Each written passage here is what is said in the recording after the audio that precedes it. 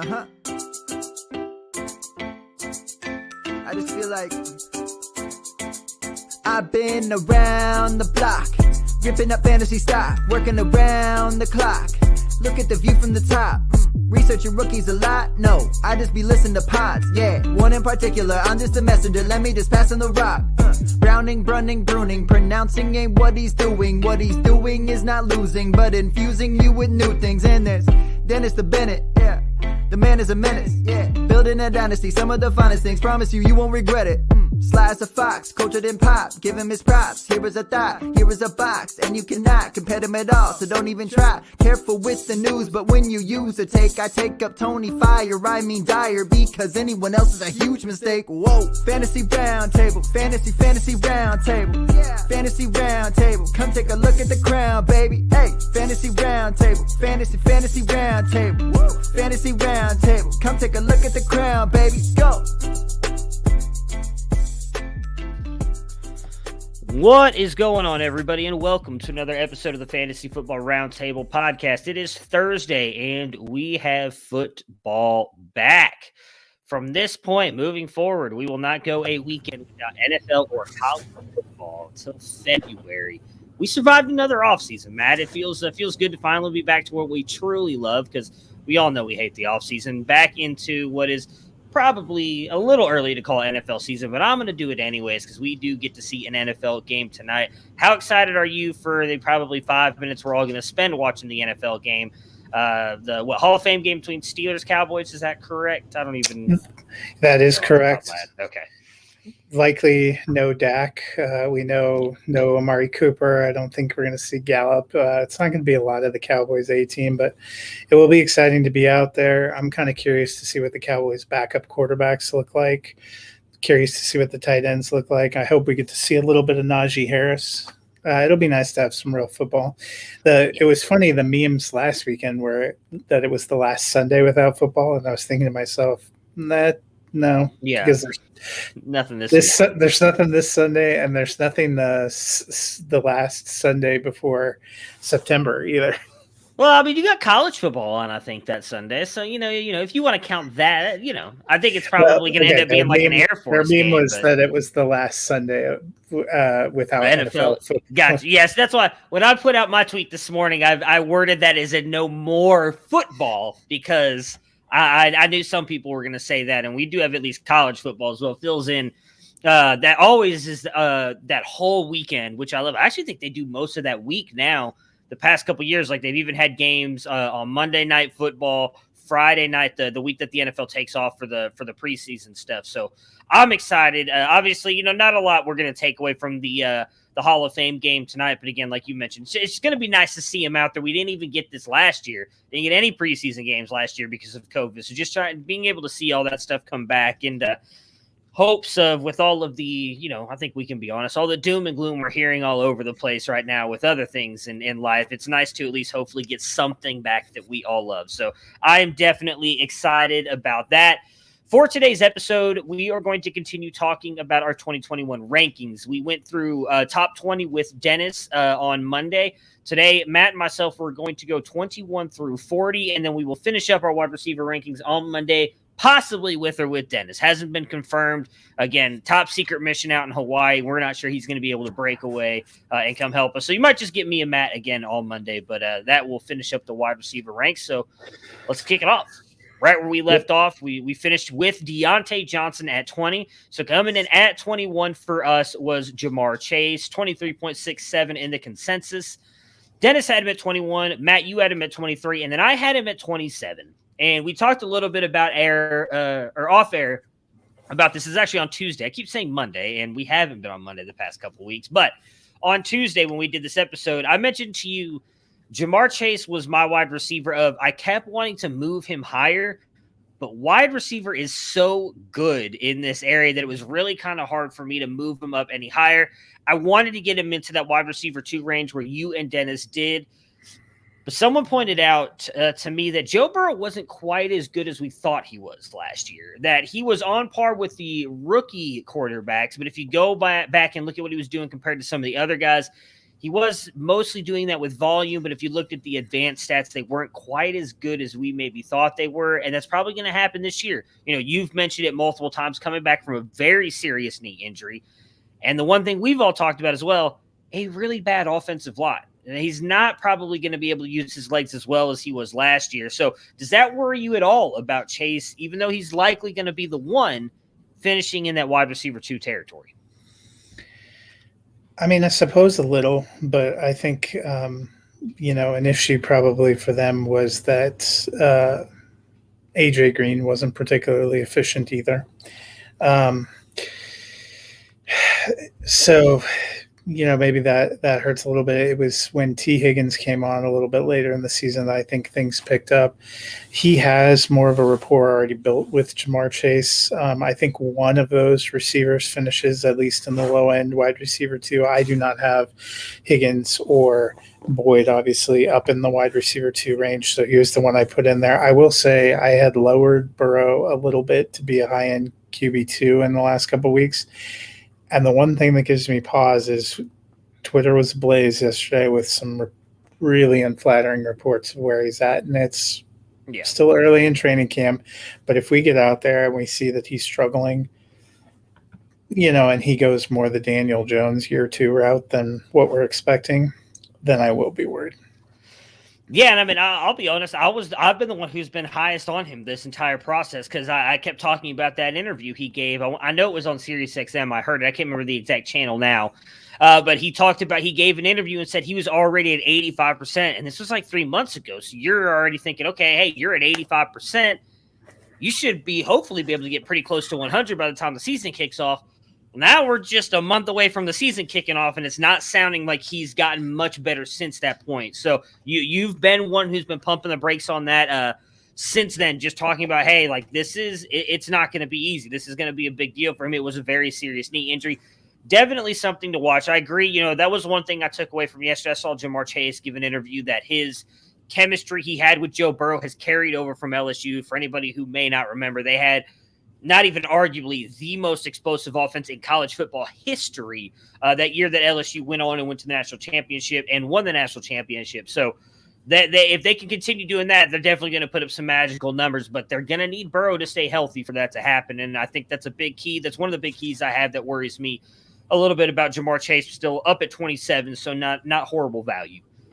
At 22, we have Kenny Gallaudet coming in at 24 in the consensus. I have him at 24. Dennis has him at 23. And Matt, you have him at 25. So just outside the wide receiver 2 range for you, me and Dennis literally right on the edge. We know that he's great, and when he's on the field, he's very good. I don't know if you saw the report about him today. Yeah, already got banged up. Out 2 to 3 weeks because of a hamstring. How worried are we about this moving forward? So he's a guy that I love the player. I love the talent. We've talked about this many times. There were some versions of this where I had him up in wide receiver 2 range. I ended up dropping him down because I have a few concerns. One, him being able to stay healthy, and it was not a great sign to see he's already dealing with an injury. 2, we've seen a lot of times the first year a receiver moves over into a new system, it can take a while to acclimate. That's even more true with the kind of style of passing game that Jason Garrett runs. 3, I'm not as bullish on Daniel Jones as others. I'm not as bullish on the Giants' passing offense as others.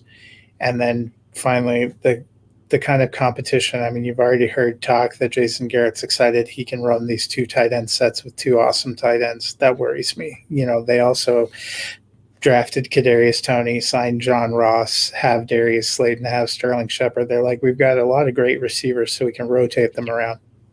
That's not what you want to hear. Yeah, I mean, I mean this with all due respect. I really hope Jason Garrett pulls his head out of his ass, but I have gotten a little bit more worried about that as well as you've brought that up and kind of looking at this. I've definitely been one of the guys higher on Daniel Jones than most. And again, I'll be fully honest, some of that is I have many shares of him, and I believe that he can turn it around. He's still, I think, a very good quarterback. My biggest issue has just been obviously the team kind of crumbling around him last year, and then obviously the turnovers, which has been a 2-year problem since he's been in the league. So he definitely needs to clean that up a little bit. But I do expect him to have a little bit of a bounce back year this year. But I am a little bit worried about Kenny Gallaudet, especially with the injuries. I mean, if you go back and look at him last year when he was on the field with Detroit, he's a top 5 wide receiver. Then the injuries happen, and that's not going to help you in your fantasy leagues. And with his ADP, he's still being drafted, I believe, as like a wide receiver 2. And I think he can outproduce that, but being on the field is going to be a major, major factor with him. And just looking at some of the guys in this range just that we have, Deontay Johnson, Jamar Chase, Kenny Gallaudet is in this range. Obviously, we're talking about a couple guys below him that we're about to talk about. Julio Jones, Brandon Ayuk, Cortland Sutton, DJ Chark, Adam Thielen, Juju Smith-Schuster, T. Higgins. I think I might take most of those guys over Gallaudet because I'm not as worried about them with the injuries outside of Cortland Sutton, but he hadn't really had many injuries. It was one season ender last year. Yeah.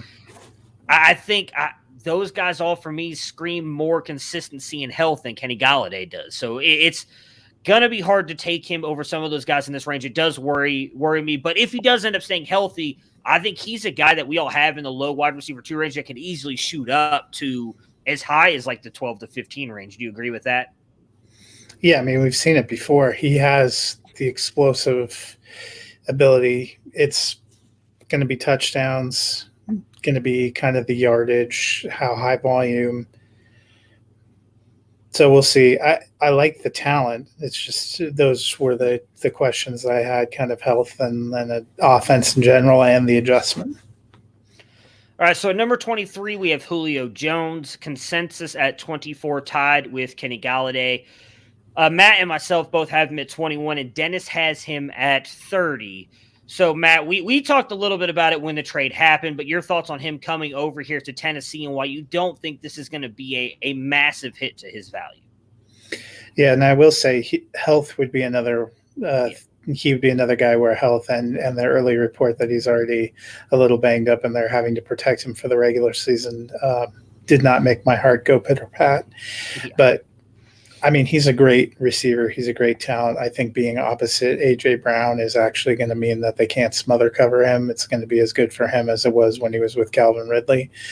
And we've seen the second wide receiver in Tennessee provide plenty of value. Corey Davis was, I believe, wide receiver 30 last year. You can't tell me you don't think Julio Jones, even at this stage of his career, isn't 9 spots better than Corey Davis. Yeah, we talked about it, so I don't want to beat a dead horse here, but I agree. I mean, A.J. Brown is going to be, I actually could say the best because I think he's better than Calvin Ridley. I don't mean any disrespect to Calvin Ridley in that. He's one of the best wide receivers he's going to have opposite of him at this point in time in the past couple of years. While the argument that Tennessee doesn't have a high volume passing offense is true, Ryan Tannehill still, I think, passes it enough. And I continue to say they didn't just trade for Julio Jones for no reason. I do think that they plan on using him more in the passing game. Arthur Smith is gone. I understand they still have Derrick Henry, but even if they take away 4 or 5 carries from Derrick Henry, and I know not each one of those passes is going to go to Julio Jones, but if they make more passes, the one thing I'll say is the Tennessee Titans defense is still not very good. So I think they're going to continue to be in probably more shootouts this year. I think Julio's going to get enough volume to keep him as a wide receiver 2. I don't think I think his wide receiver 1 days are over, but I don't think that's kind of surprising to anybody that people would think that. But wide receiver 2 value, I still think is there for him. Wide receiver 24, Brandon Ayuk comes in at 24.67 in the consensus. I had him at 23, Dennis 24, Matt, you had him at 27. I think the biggest thing here with the 49ers receivers, something Matt, you and me talked about, I believe off air, was we think at least one of these guys is going to be good. We just don't know who. And for me, it's more Brandon Ayuk. I think he's going to be more consistent. If you go back to, and now I can't remember what week that was, the week that all their wide receivers had COVID. I can't remember what it was. It was like a Richie James game. I remember that. I remember he was the wide receiver that went off for the 49ers.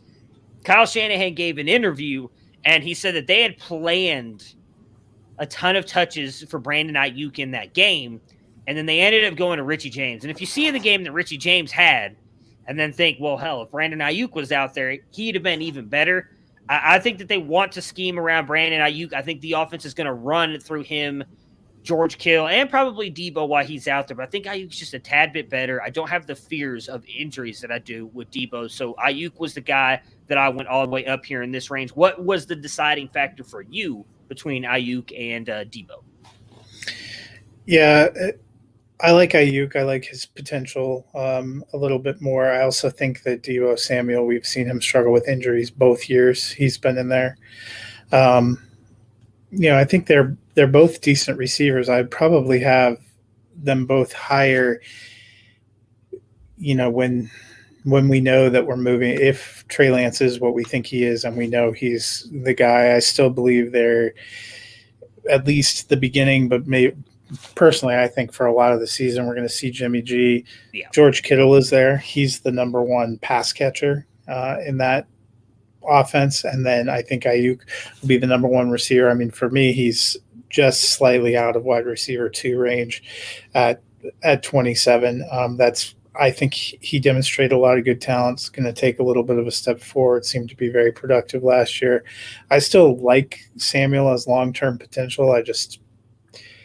I'm not sure it's high volume enough, at least as that's currently constructed, to support all those guys being great. You can't have everybody wide receiver 1s and 2s and tight end 1 and have a quarterback where I have, Jimmy G, I'm pretty sure I had him quarterback 29, 30, something like that. And then Lance like 36.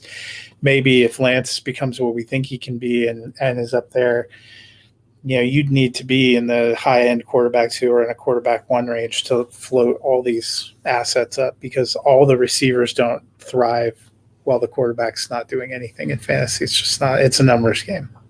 Yeah. I mean, we can say all day that we want everybody to be that successful, but at the end of the day, you can only have 12 wide receiver 1s, 12 wide receiver 2s. You've got to be able to slide these guys in somewhere. And I think I don't think I had a much higher than 29, so it doesn't make any sense just based on the numbers if we put Deebo, Iuke, and Kittle all 1s or high 2s at their position, but then Jimmy G is not putting up any points either. What would you cap Jimmy G at? I honestly think he starts the whole season. I do think the 49ers are going to be good this year, so until I think they fall out of the playoff race, I'm not expecting to see Lance, and I'm pretty sure the first time we did it, I had the 49ers in. And I think when we redo our schedule game, I'm probably still going to have them in. I think they're going to be good this year. Yeah, most every time I've done my practice passes with the NFC West, I have all 4 teams over 500. I think the 49ers are probably in that division all the way in through to December. So it's a matter of, does Jimmy G get injured and miss a game, or are they out of it, week 15, 16, or they just decide to see what they've got?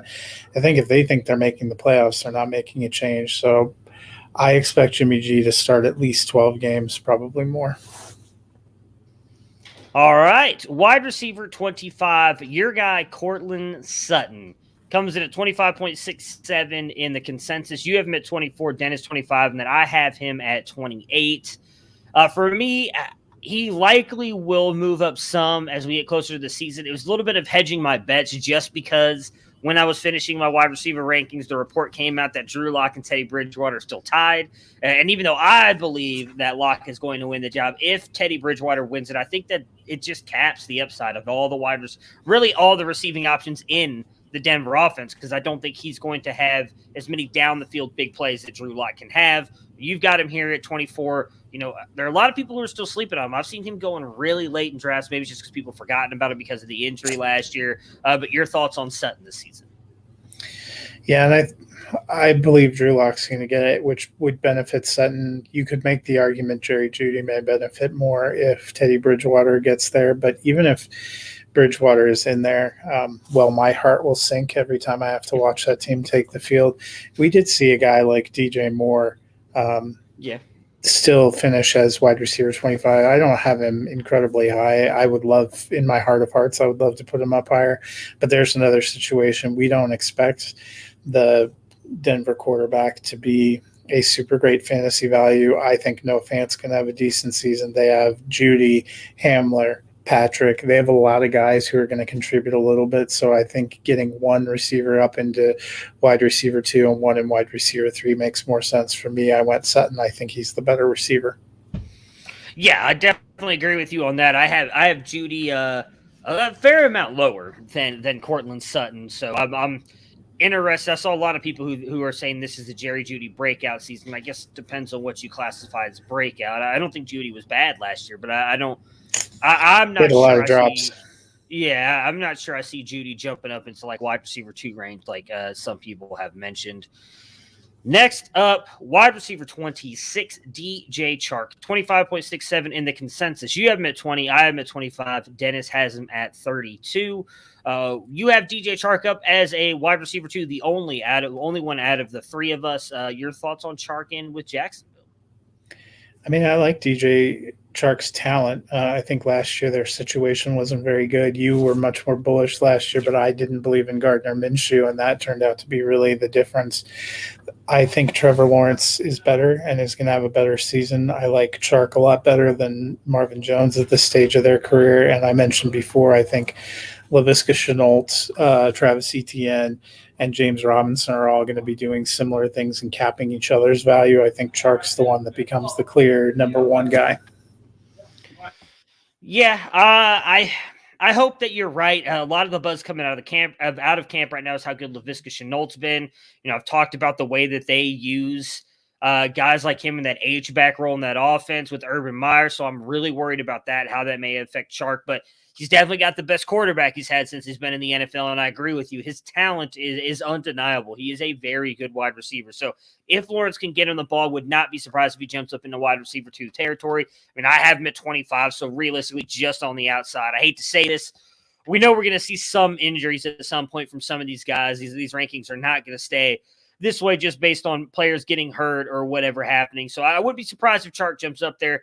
But I was a little hesitant to move up Chark. I think I had him at 16 last year, if I'm remembering correctly. So, I mean, I was all in on Chark. I was definitely the highest out of the 3 of us. So I just didn't believe in Minshew, and that ended up, unfortunately, being the real problem for him. Yeah. Oh, yeah. I mean, I remember when we talked about it during the season, going through and like watching Jacksonville games and seeing how many times Minshew missed him wide open and Chark getting frustrated. So that's not going to happen with Trevor Lawrence. As much as I like to talk about Fields being better than Lawrence is still a very, very good quarterback. All right, number 27. It is Adam Thielen coming in at 26.67 in the consensus. I am the highest by decent margin here on him at 20. You have him at 29. Dennis has him at 31. For me, we talked a little bit about him when we did the Minnesota preview. I do think that he's going to regress a little bit. Last year, he finishes a top 12 wide receiver, but that was mostly buoyed by all the touchdowns he got. Don't think he's going to get as many touchdowns this year, but I still think because of the chemistry he has with Kirk Cousins, that Cousins is going to look for him enough in the red zone to still get him a decent amount to buoy him up to a wide receiver 2. Maybe I went a little high on 20. Probably should have slotted him in at about 24, but I still think he comes in as a wide receiver 2 this year, and we continue to see a slow decline for him over the next couple seasons. Yeah, and that's certainly possible. For me, I baked in 3 things. I think he has fewer touchdowns. I think Minnesota maybe throws the ball a little bit less because they can play a little better defense and still run a lot. And 3, for me, the splits for him when Irv Smith kind of started coming on at the end of the year dropped Thielen's numbers quite a bit. I think he gets hurt more by Irv Smith ascending, and I feel like Irv Smith is on the cusp of taking a big step up. All right. Next up for us is wide receiver 28, which is Juju Smith-Schuster. Comes in at 27.33 in the consensus. You are the highest on him, which we talked a little bit about on Tuesday's episode. You have him at 22, Dennis 26, and then I have him at 34. You talked about how you believe he is going to be the highest or the best wide receiver for fantasy this year in Pittsburgh. Yeah, don't need to belabor the point. We talked quite a bit about them before. I think, as I said, I think Pittsburgh takes a little bit of a step back and has, instead of, 3 wide receiver 2s has 1 wide receiver 2 and 2 wide receiver 3s. He's my pick to be the highest as he was last year. Yeah, and again, I'll just to reiterate my point, not to dive all the way into it. I'm worried about the offensive line, worried about Big Ben making the big plays, and I think he went to Deontay with a lot of volume last year. I think if he can continue to improve with his catches and not have as many drops, I think Deontay is still going to be the one and outproduce Juju by just a little bit here. At number 29, out to our friends Austin and Colin, who will agree with me. Yes, they will definitely agree with you on that. That is for sure. At wide receiver 29, Odell Beckham Jr. comes in at 27.33 in the consensus. I was a little bit surprised by this ranking. I'm not going to lie. I am the highest, but not by much. Only 2 spots. I thought you two would definitely come in lower. You both have him at 28. And I'm going to be honest. I did the same thing. I wanted to put him higher. So did I. Where I put him, I just couldn't bring myself to think he was going to be demonstrably better than. I love the talent, but it's the offensive scheme. I think he's going to have a fine season, but this felt about right, unfortunately. Yeah, I was going to say I did everything I did with we talked about with Jamar Chase. I did the same thing with Odell Beckham Jr. I was doing everything I could to move him up higher, and it's just. I think Baker's going to go out there and have an amazing season, and it's very possible that he ends up finishing as a wide receiver 2. Because I do think Odell brings a difference to that offense. He won them that game again in Dallas last year, and I think he would have helped them win some of those closer games later on down the stretch that the Browns had, and even possibly that Chiefs game. They did not have that playmaker. We've heard it. Now, granted, I feel like we've heard it the past couple off seasons. Those two have really improved their chemistry, and they're looking good out there. But I also think Baker is in a much better place this year than he has been the past couple seasons with what's going on with them having the same offensive coordinator and head coach for the first time in his entire career, which is crazy to say. Them knowing this offense now going into a second season of it, seeing all the success, knowing that you've got Jarvis, Donovan Peoples-Jones is looking really good out there. You got Higgins, and then you can rely so much on Nick Chubb and Kareem Hunt. 3 tight ends. With Harrison Bryant, Austin Hooper. So it's going to be, I think, a really good offense. Odell, while still, I think the defenses will respect him as the best wide receiver on that field. He's not a guy with the way that offense is going to be run. I think that can be double covered all the time. And my biggest thing with that offense is in the past, that first year that he was with them, Freddie Kitchens head coach, a lot of times they were having Odell run these long routes, and the reason Baker couldn't get him the ball was that the offense he was having to run around in the backfield and was getting sacked because that offensive line couldn't protect him. I will say on the worst side, they have a top 5 offensive line right now. Obviously, assuming nobody gets injured, they're going to be able to protect him longer. Odell looks like he's still got the speed, still got the explosiveness.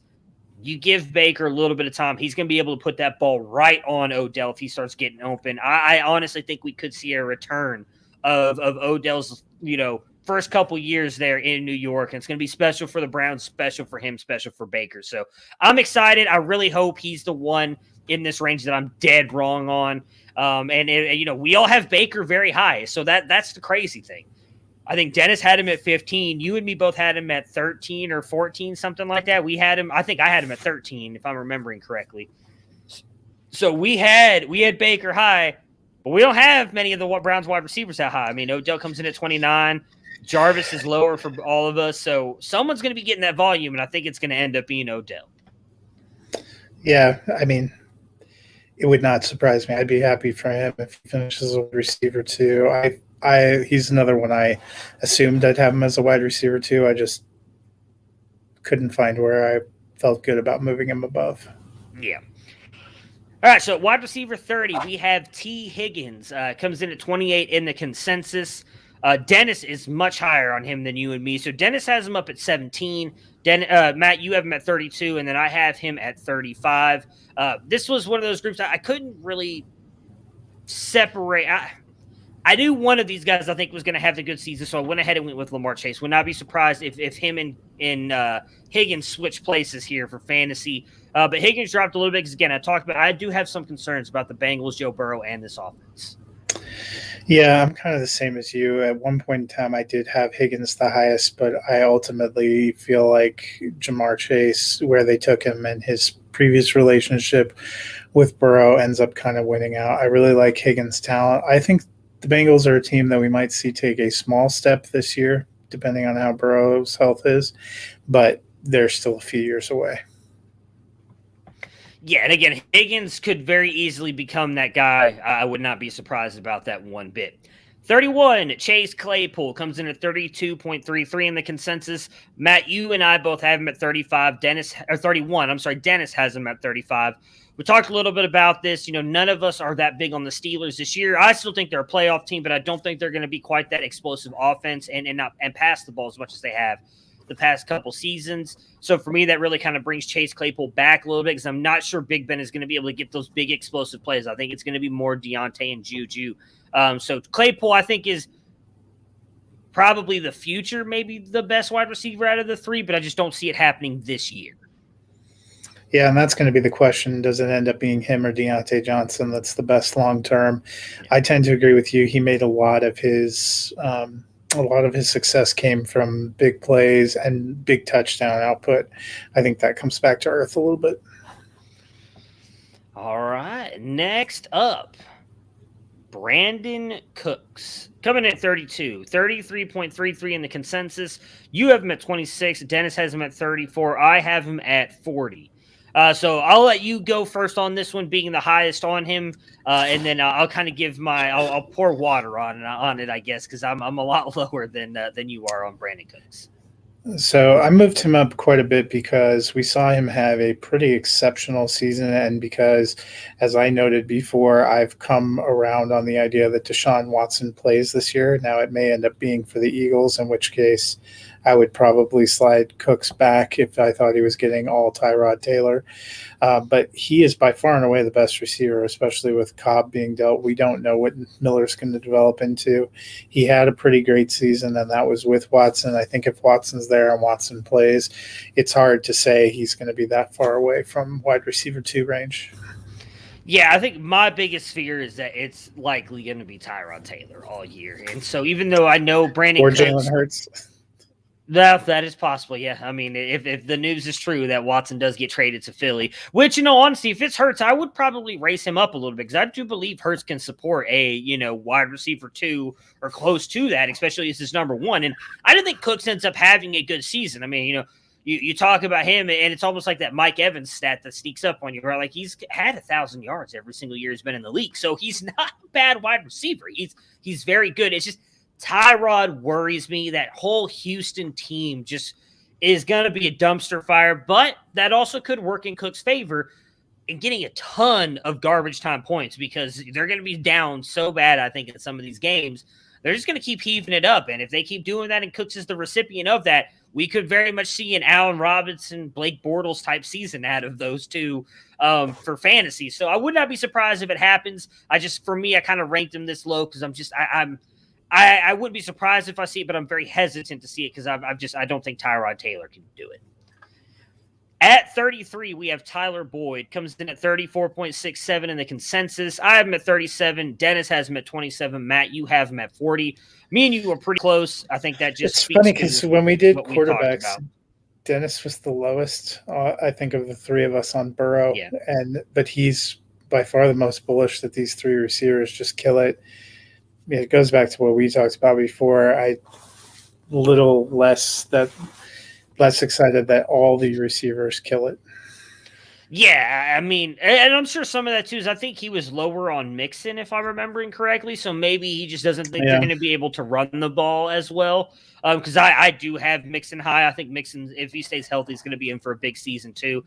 Like I said, it's just that offensive line and Burrow's knee worries me. I would not be surprised if one wide receiver really balls out and then the other two are kind of in this range. And that's really the way I have it. I mean, I have Chase much higher than the other two. And then I have Higgins Boyd lower than Higgins by, 2 spots. So, these two are grouped right in with each other. And I wouldn't be surprised if it's Higgins and Chase. I don't think Boyd's the best wide receiver on the team, but I can see Higgins and Chase flipping spots for me. Well, and I like Higgins and Chase so much, and those are the young guys they've invested in. Boyd's a fine talent, and I think he's probably a guy that ends up being more valuable as an NFL asset than a fantasy asset. At 34, Jerry Jeudy. 36 in the consensus. You have him at 34. I have him at 36, and Dennis has him at 38. Talked a little bit about him when we mentioned Cortland Sutton, but any other thoughts here on Jerry Jeudy and the Broncos offense here? Yeah, I mean, Jeudy had an uneven first season. He's had, by all accounts, a great camp. There's a reason they took him high. I think, like Sutton, like the rest of them, the quarterback situation is going to define how high they can go. I like him. I'm not willing to go higher than one low-end wide receiver 2 and one low-end wide receiver 3 for Denver right now. Yeah, I mean, even with Locke, I think because of what I expect out of Sutton, and then Fant as well. I think Fant is going to be in for a really big year with them, and the fact that they seem to want to run the they're ball. Still going to use. Yeah. They're still going to use Hamler. They're talking about there's a lot of receivers that are on the fringe of making it that they'd like to find a way to incorporate them. And I think they're going to run the ball, a fair amount. You don't get a Javonte Williams and have a Melvin Gordon without planning on running. Yeah, and I don't know how high volume they're going to be. If Teddy ends up the quarterback, he has never had more than 15 touchdown passes in a season. To me, that incredibly capture receivers, even in PPR. There's only so high they can go if they're not getting touchdowns. Yeah, and that's again, we just talked about that with Cortland Sutton. I agree with you. That may be where I switch some of these guys around, just because we don't know who that quarterback's going to be. I expect it to be Locke, which I think helps Fant and Sutton. But if it ends up being Teddy Bridgewater, I think that does help more of a Jerry Jeudy, maybe a Patrick, maybe even the running backs if he decides to dump off to them. But I mean, I'm with you. I do expect them to run the ball a lot too. You don't go out and get Javonte Williams, trade up to get Javonte Williams for no reason. And from everything I've read, they still seem to really be giving Melvin Gordon the ball a lot too right now in these practices. I know that's upsetting to you. Yeah. If the ground opened up and swallowed Teddy Bridgewater and Melvin Gordon, I'm pretty sure I wouldn't miss him. At 35, Robbie Anderson, 36.33 in the consensus. You have him at 38. I have him at 38. Dennis has him at 33. So we're expecting quite the drop-off for him this year in the Panthers offense. Is that Darnold related, or you just think have DJ Moore? We all have DJ Moore ranked very higher. It's just that CMC back, DJ Moore takeover is the one. I really think that's more it. And I expect them to get David Moore and Terrace Marshall to be involved a little bit. Robbie Anderson had a fantastic season last year. I think surprising in a lot of ways, but we talked about, I think DJ Moore goes back to the guy that we're expecting a little bit higher in the low teens, which curbs some opportunities. And Christian McCaffrey, if he's back, he's volume, not only running, but passing. Yeah, I'm right there with you.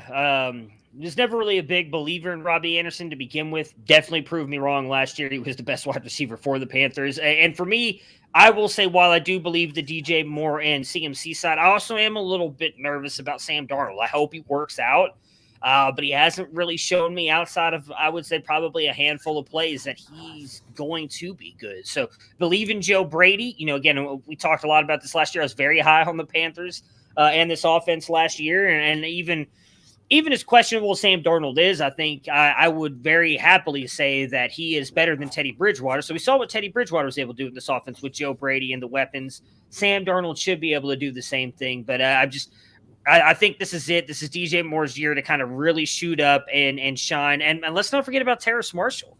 I'll be honest. I was very low on him when it came to all of the rookie stuff. He struggled with some drops in college I thought was going to be a big thing. But from everything I've read, he's killing it in camp. He's looking really good. He's a big slot weapon. I mean, that could be just another little thing to help out Sam Darnold.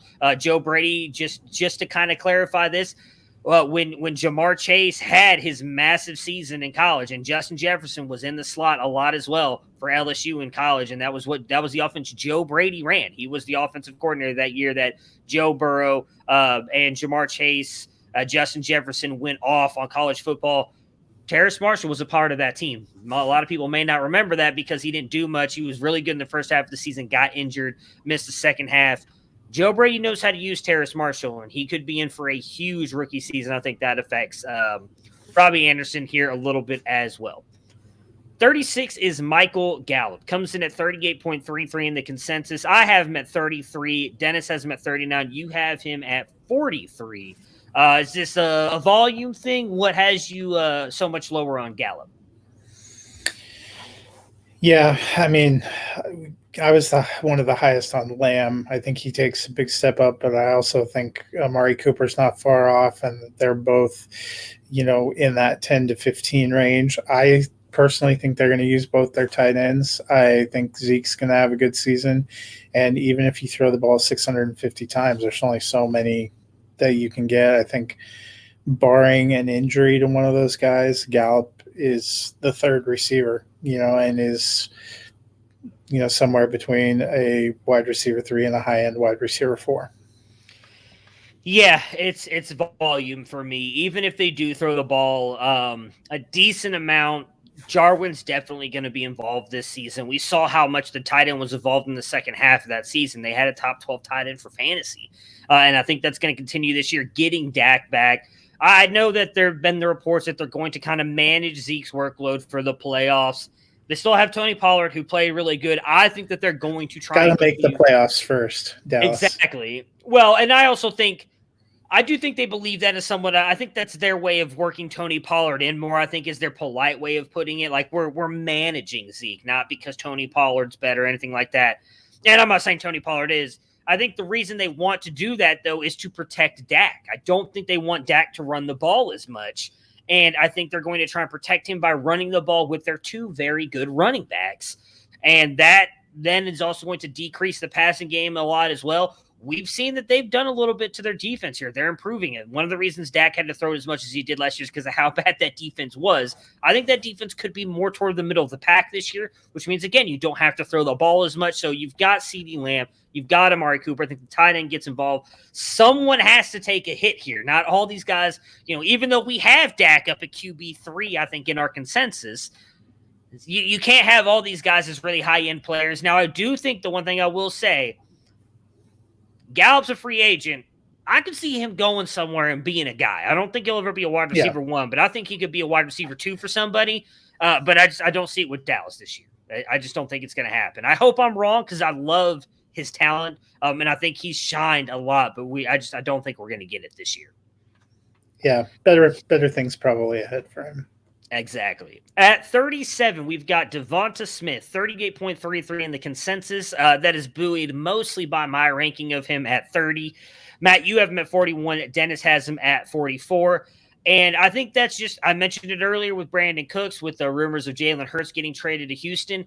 I think Jalen Hurts is going to be able to really help out one wide receiver. I think it's going to be Devonta Smith. I love Rager. Think he's really good wide receiver. He was my number 2 last year behind CeeDee Lamb, and I think he's the perfect complement to a Devonta Smith. Devonta Smith is really good. I think he's going to go out there, and again, can't say have an amazing season because I have him down here at wide receiver 30, but I think he's going to have a really good season for the Eagles and be a wide receiver 3 for fantasy, and I think he's going to be just fine being the number 1 for them. Having Goddard, Rager is going to help him out a lot as well. Yeah, I think he'll have a fine season. I'm not as high on Hurts as some others, and I also am concerned that Smith won't play a full season. We've already seen him banged up a little bit. Philly seems to have, I don't know if it's training or whatever, they seem to have the worst injury luck. Yeah. Yeah, so and if you guys don't know what Matt's referring to is Smith does have an MCL sprain right now. He is expected to be fine by the start of the season, but he is sitting out some of the practices right now due to that MCL sprain. Yeah, he won't probably get much work in the preseason. And as a rookie, I know he's played with Hurts before, but I think that's an impediment a little bit to a young receiver.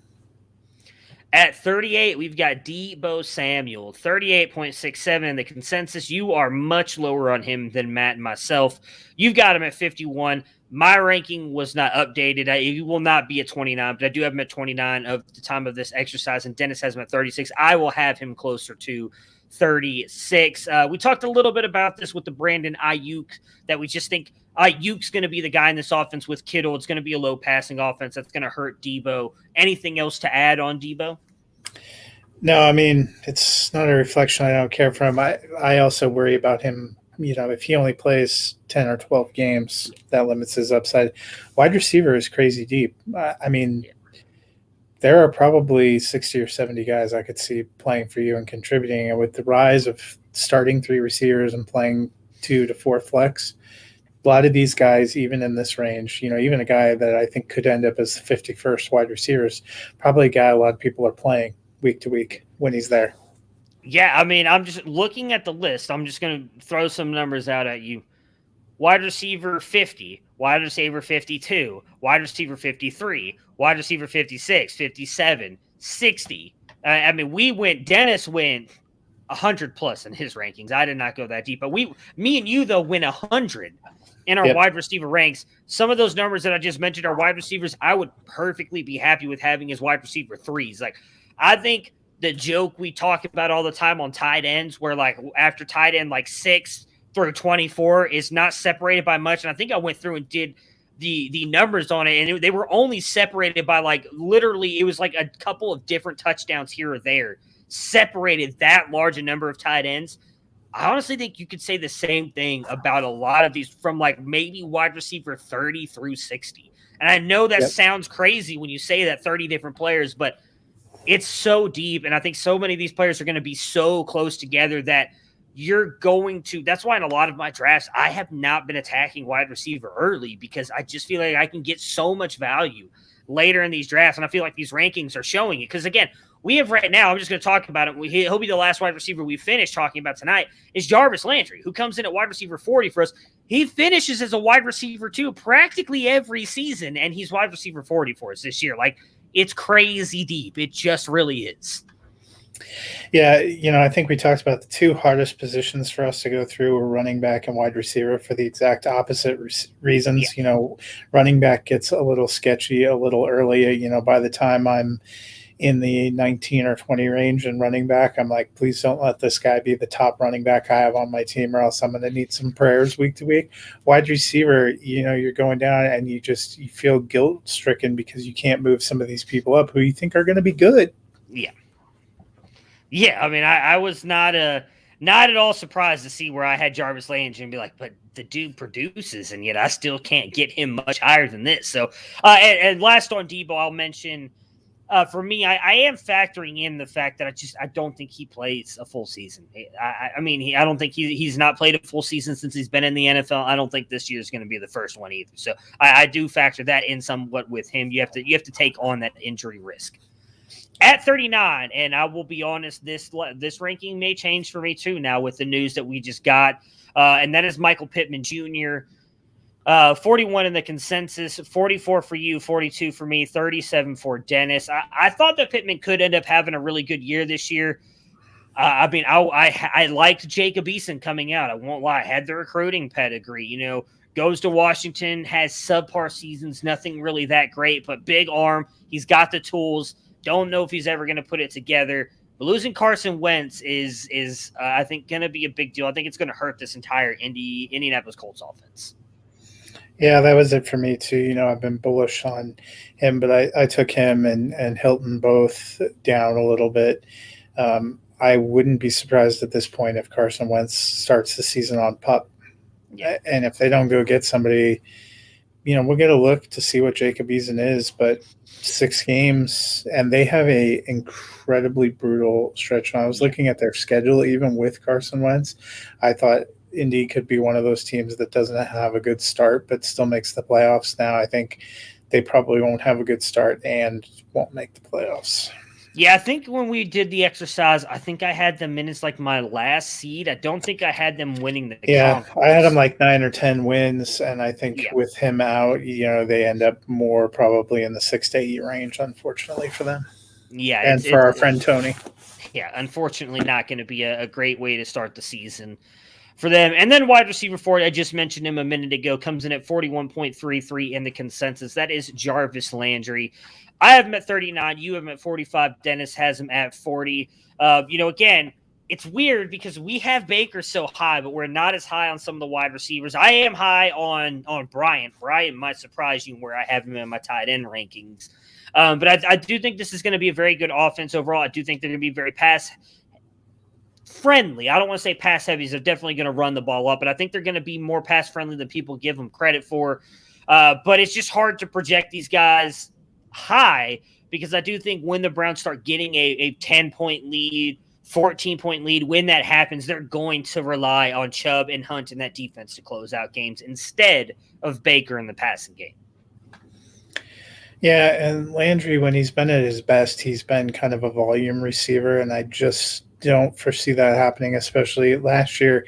He played almost all of the second half of he did play all the second half of the season, but more than 50% of the season without OBJ, and still he wasn't in the wide receiver 2 range last year. I'm pretty sure he was 27 or 28. Yeah. So I think with OBJ coming back, it drops him a bit. Yeah, and that was another factor for me moving him up was how high, and again, I wanted to move him higher, but how high I did have Odell coming in, because I do think this is going to be the year for Odell. And I feel bad saying that because I feel like I've been saying that one of these years it's going to happen. Well, let's hope. Where did he finish? Now I can't find him. Did he really finish much lower than that? I'm missing Jarvis Landry somewhere. 33 last year, actually. 33. Oh. We do have to take into effect, though, he did miss the game. Was it 2 games? No, I think it was just 1 game. He did miss at least 1 game with COVID. So we do have to take that. The whole wide receiver core was out that game. I do remember that. He shows he only played 15 games. So, yeah, he did miss a whole game. And, I mean, he only missed making up to 26 by roughly 18 points. So probably doesn't get to 26. That's how tight it is. He had 100 targets last year, caught 72. Those seasons where he was really humming, he's catching 100 passes. He's catching 90 passes. Since he's been in Cleveland, his best has been 83. I don't know if he's a huge touchdown threat, so something's got to give. Yeah, so just to give you guys an idea what we were talking about. So last year, he was only separated by 24 points from the top 24 wide receivers. Like going up to jump up to 24 is 24 points. So that is just like one really great day for a wide receiver. So, and that's my point. Like these guys are, that's not separated by much. So these guys are all really close. So that's it for us tonight. Nice kind of quick episode there. Again, if you guys decide to watch the Hall of Fame game, I'm sure we'll talk a little bit about it. If there's anything great that happens, I will have it on. I will definitely watch some of it. But outside of that, if any news pops up over the weekend, we'll definitely dive into that come Monday. Likely will be me and Matt again as we finish up the wide receiver rankings. So until then, everybody have yourself a great weekend, and we will see you guys again on Monday.